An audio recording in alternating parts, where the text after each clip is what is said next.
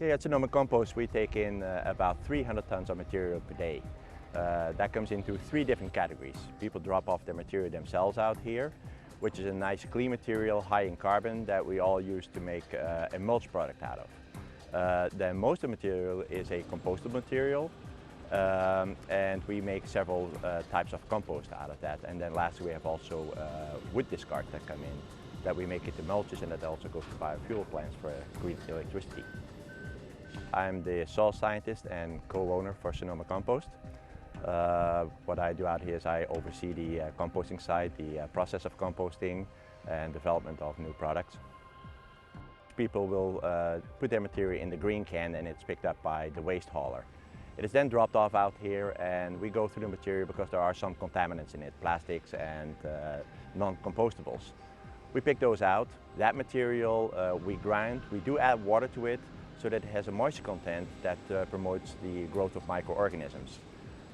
We put that into a large stockpile and turn that 5 times to make sure that the compostables there are exposed to temperatures over 131 degrees Fahrenheit, kill weed seeds and diseases that may be present.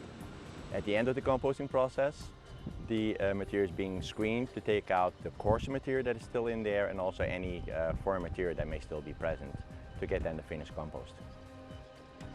The material stays on site for about 10 to 12 weeks. It is turned at least 10 to 12 times in that period of time to make sure that all the material has been exposed to the high temperature. Moisture is added to it. When it has the right moisture, it's being brought to the field into the long windrows where it's being composted. And there's a machine that runs over those rows. It turns the material, it increases the porosity to make sure that the microorganisms in the piles are happy and that they do their work to decompose the material. So one section here is our mulch area, where the self-haul material is put into a large pile. We turn the material in this section out here 5 times in the large pile, and we screen the mulch out here. We also screen some of the woody material that we get in, material mostly from construction sites, dimensional lumber, that we also make a path mulch out of. So that's in our mulch area.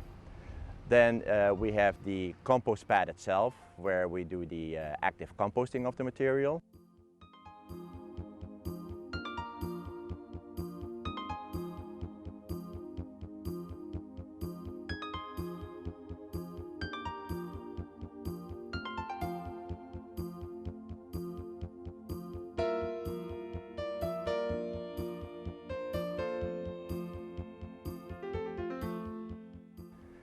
You can see in the field that there is some lighter material and darker material. Some parts look very blondish.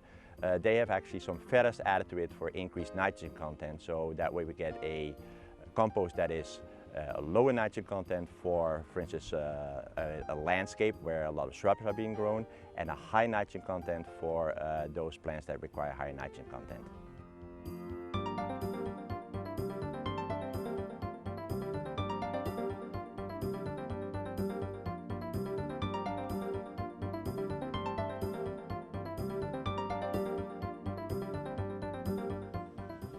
When we get material in, we look at what is the highest use for the material that comes in. If, for instance, yard debris comes in and we have stumps of wood in there, we take those logs of wood out and make firewood out of that.